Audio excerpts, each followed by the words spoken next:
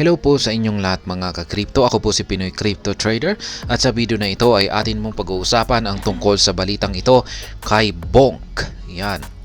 Kung saan ay nag-surge po siya ng 150% at in-outperform po niya or hinigitan po niya ang mga performances nila Dogecoin, Shiba Inu, Pepe at saka si Fluky Ino. At ayan, bago po tayo magpatuloy ay nais ko lamang po munang bigyang linaw ang aking disclaimer kung saan ang nilalaman po ng video na ito ay hindi po ito isang financial advice. For education and information purposes lamang po ang layunin nito. Maliban po dito ay nais ko na rin pong magbigay babala na wala pong kahit anumang group chat ang Pinoy Crypto Trader. Ayan. Bonk has surged an impressive 150% in the past week, outperforming Dogecoin, Shiba Inu, Pepe, and Fluky Ino. The surge has propelled Bonk to become the third largest dog team meme coin by market capitalization. Meanwhile, Doge, Shiba Inu, Pepe, and Fluky Ino also recorded substantial gains of their own during the week. Ayan. Nagsiakyatan po ang mga meme coins, pero sa lahat po ng mga meme coins na ito ay si Bonk po talaga ang parang nagpakita ng kahangahangang performance sapagkat nagkaroon po siya ng 150% na gain nitong nakalipas na linggo. Kaya ayan, ang tindi po ni Bonk. During the past week, Solana-based meme coin Bonk has emerged as the standout performer among rivals. Digital assets saw a remarkable 150% increase in value, surpassing the gains of Dogecoin, Shiba Inu, Pepe, and Fluky Ino, ultimately reaching an all-time high. Ayan, nakapagtala po siya ng kanyang panibagong all-time high na presyo. This price movement has pushed it to the third largest dog team meme coin by market capitalization, behind only Dogecoin and Shiba Inu. Kaya ayan, halos malapit na po siya kina Dogecoin at saka Shiba Inu. Driving factors behind Bonk's surge. Bonk was launched last year and enjoyed high attention earlier in the year before interest waned. However, the meme coin has recently experienced renewed interest, pushing its price beyond previous heights. Yan po yung kanyang umpisa. The recent Bonk's value spike can be attributed to several key factors. Notably, its listing on major crypto exchanges like Binance and KuCoin has a significant catalyst in the upward momentum. Kaya yan, ito po yung mga ilan lamang sa mga posibleng factors na nagdulot sa pagsabog ni Bonk. Yung kanyang pagkakalista kay Binance at saka kay KuCoin. Kaya yan, nakikita po natin dito na top 86 po si Bonk.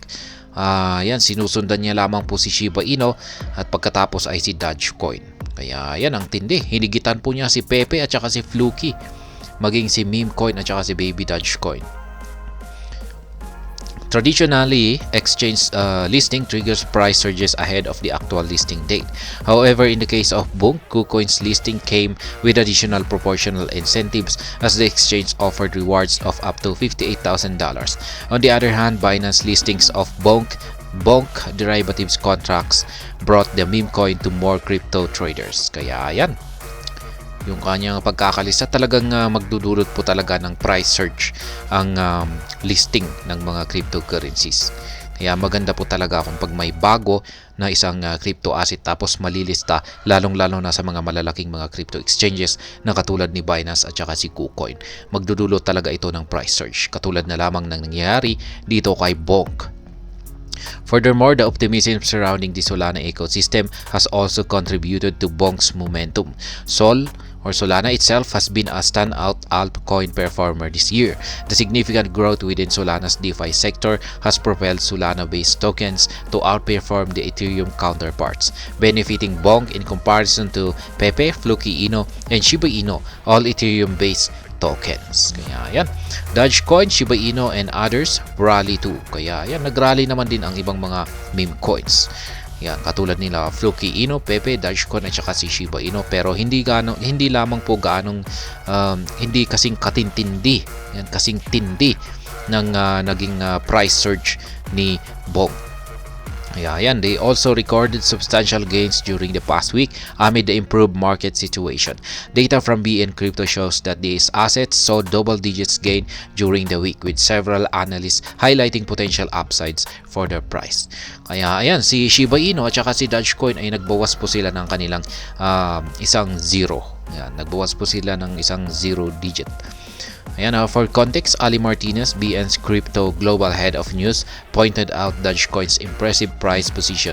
Martinez said Doge price cleared all major resistance levels and could aim for 0.14 cents. Kaya ayan, with 0.095 support proving strong thanks to 63,280 addresses buying 3.2 billion Doge. The path looks set for an upward journey. If this support remains firm, we could see Doge aiming for 14 cent next, Martinez said. Yan. Isa pong kilalang crypto analyst itong si Ginoong Ali Martinez. At sabi po niya na malinis na raw po yung yung mga major resistance line dito na makakasagabal sa pag-angat ni Dogecoin. Ayan, at dahil diyan ay magiging madali na po niyang aakyatin ang presyong 14 cents. Kaya yan, maganda po itong balita para sa mga nag-hold at saka nagtitrade dito kay Dogecoin. Ayan, mabilis na pong aakyatin ang 14 cents sapagkat walang mga major resistance line na makakasagabal sa pag-angat nito. Ayan, ayon po yan kay Ginoong Ali Martinez. Ayan, ito naman po yung in out of the money around price. Ayan, yung kulay green ay yung pumapasok at saka yung out naman ay yung kulay red lumalabas. Kaya nakikita po natin dito na ang lalaki po ng mga sukat ng mga kulay green na bilog dito. Ibig sabihin ay maraming pumapasok na amount ng funds dito kay Dogecoin. Another experienced crypto analyst Michael Van de Pope noted that the price of Pepe was gaining momentum. He even went further to say that Pepe could be the new Doge as it may rise toward another 50 digits too after providing a buying opportunity. Yan, ito po yung kanyang aktual na sinabi. Pepe shows a lot of momentum. But I'd like to see a retest at 1,285 to 1,350 and then continue towards 2,000. Buying dips on this one is a proper strategy at this market stage. Ayan, Van de Pope. Siya po ang nakapagsabi rito na meron na rin po siyang nakikita ng magandang momentum, nabubuong bullish momentum dito kay Pepe. Ayan, ayon kay Michael Van de Pope. At sabi po niya dito na mukhang ang magiging performance ni Pepe ay mahihigitan pa niya ang performance ni Dogecoin. Yan, at sapagkat pwede po siyang umakyat hanggang dito sa presyong ito. 50 digits too. Ayan, yan naman ang tungkol kay Pepe. At ayan, ito po yung kaganapan na pangyayari kay sa mga crypto sa mga meme coins natin na si Bonk, yan, Dogecoin, Shiba Inu at saka si Fluky. Yan, matitindi po yung kanilang performance dito, pero sa kanilang lahat ay yung nagpakita talaga or nagpamalas talaga ng magandang performance. Yan, itong nakalipas na linggo ay si Bonk. At ayan, hanggang dito na lamang po tayo sa video na ito. Sana po ay inyong nagustuhan ang aking paliwanag dito.